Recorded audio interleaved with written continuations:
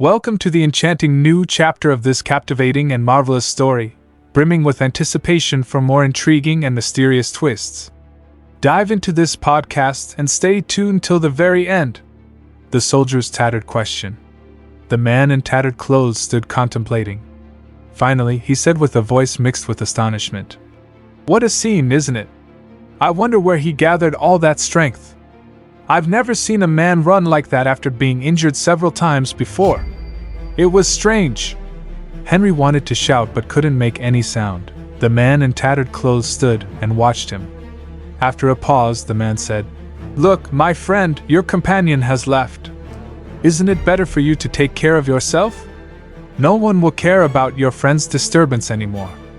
And I must say, I am not enjoying good health these days." Henry quickly looked at the man and saw him staggering on his feet, with his face turning a strange shade of blue. Henry exclaimed, "You're not him either, let's just..." The man waved his hand. The man said, "No, all I need is pea soup and a warm bed." They started walking back to the road. They moved quietly for some time, and finally, the man in tattered clothes said, "You know, my friend, your friend's gone. It's better for you to take care of yourself. No one will care about your friend's disturbance anymore. And I must say, I am not enjoying good health these days." Henry sighed and wondered if he would witness another terrifying display, but his new friend reassured him. The man said, "Oh, the time has not come yet. I have a lot to do. You must see how many children I have." Henry glimpsed a smile on the man's face as he joked. They walked a longer distance, and the man in tattered clothes talked about his head injury. Then he calmly said, "I don't think I can continue walking, and you also look very exhausted. I bet you're in worse condition than you think. Take care of your wound. It's not good to leave it without care. Where is your injury?" Henry hoped the man wouldn't repeat the question. He shouted in anger and gestured in frustration. Henry said, frustrated, "Stop bothering me." The shame he felt for what he had done made him shout at his only friend. The man said in a sorrowful voice, "God knows I don't want to trouble anyone. God knows I have enough worries." Henry, who was thinking and glaring at the man with hatred, spoke sharply. Henry said, "Goodbye." The man in tattered clothes looked at him in astonishment. He asked hesitantly, "Why? Why, my friend? Where are you going?" His head seemed immersed in thoughts. Now, look here, now, it won't work, this won't be useful. Where are you going?" Henry pointed, saying, "There." The man mumbled, "Well, look now, here, now. I know you want to go, and you have a deep wound. It's not good, you must let me take care of you.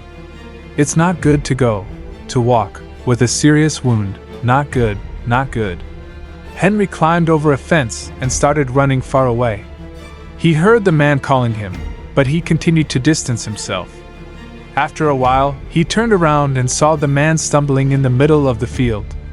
Henry wished he had been injured in the battle. The simple question the man asked felt like a wound. Henry realized he couldn't hide his secret.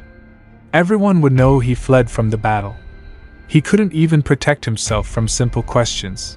A second chance to join the battle. Henry suddenly noticed that the roar of the battle was intensifying. Brown clouds passed overhead, and the noise grew louder. As he reached the top of a hill, he saw the road filled with horse-drawn carts and men. Fear gripped everyone.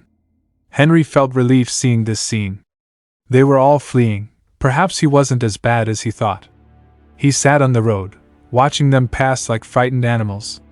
Henry found some satisfaction in witnessing the chaotic march. Soon, a group of infantry soldiers appeared on the road, moving swiftly, ready to face the enemy's advance. Their faces reflected seriousness, and Henry sensed their importance. As he looked at them, a feeling of sadness overcame him. It seemed as if he was watching a line of soldiers chosen to be heroes. He would never be one of them. The difficulties surrounding him made him hesitate, and doubt struck him. He didn't carry a rifle, but there were many around him, and he could pick one up. He also considered that finding his unit again might be challenging, but he could still fight with any other unit. Henry started moving forward slowly, resisting his fears. Ultimately, Henry's reservations overcame his courage. He wasn't too upset with his decision.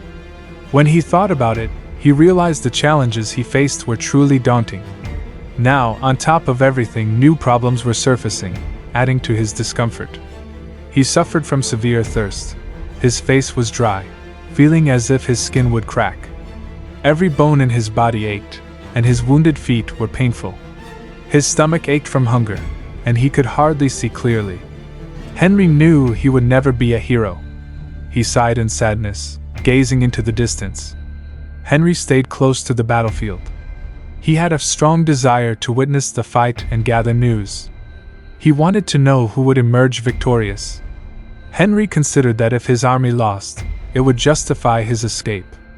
He thought many brave men would flee if the enemy overwhelmed them, and he could be one of those men, escaping unnoticed. In case of victory, Henry would be in a dilemma.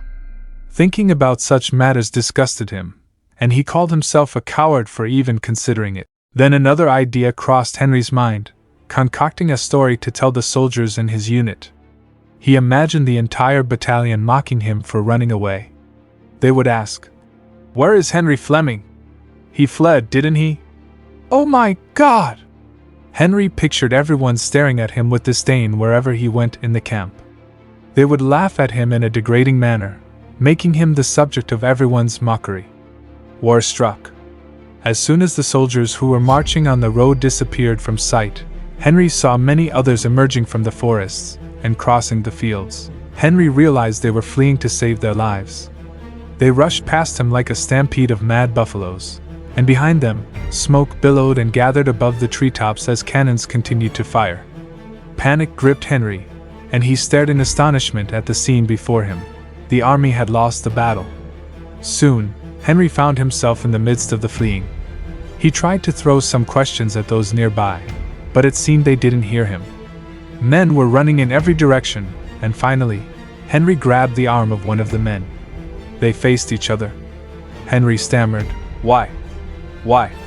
The man shouted, "Let me go! Let me go!" He panted and pulled himself away in a frenzy. "Let me go!" muttered Henry. "Why? Why?" the man yelled. "Fine then!"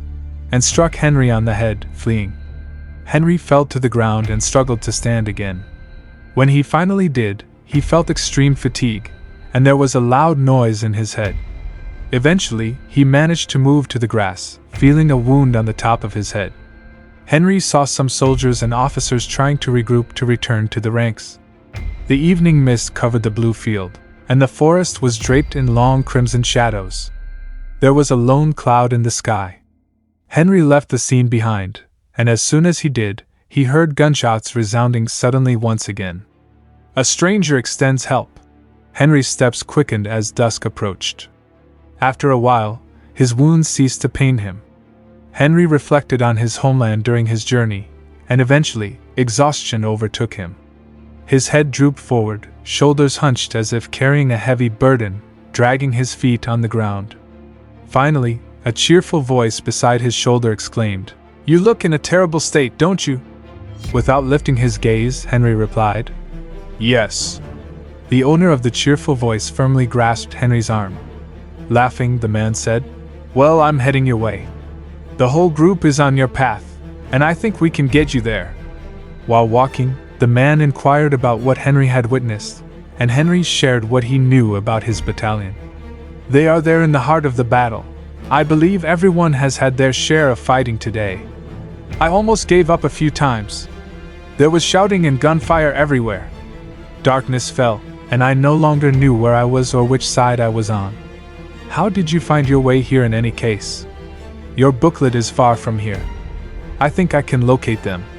During their search for Henry's battalion, the cheerful-voiced man seemed to possess magical skills, effortlessly navigating through dense forests whenever they encountered others.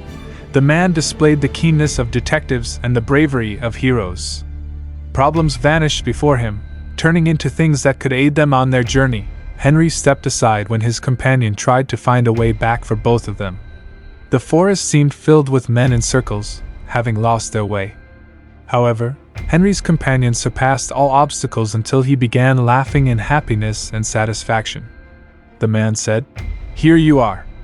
Do you see that fire?" Henry nodded, feeling a sense of foolishness. The man said, "That's your battalion. Farewell for now, young man. I wish you good luck." The warm, strong hand of the man briefly held Henry's delicate fingers. Then Henry heard a delightful whistle as the man moved away. The man had been friendly, yet as Henry watched him depart, he suddenly realized he had never seen the man's face. If you enjoyed the video, consider giving it a thumbs up, subscribing to the channel, and sharing the video with your friends. Thanks for tuning in.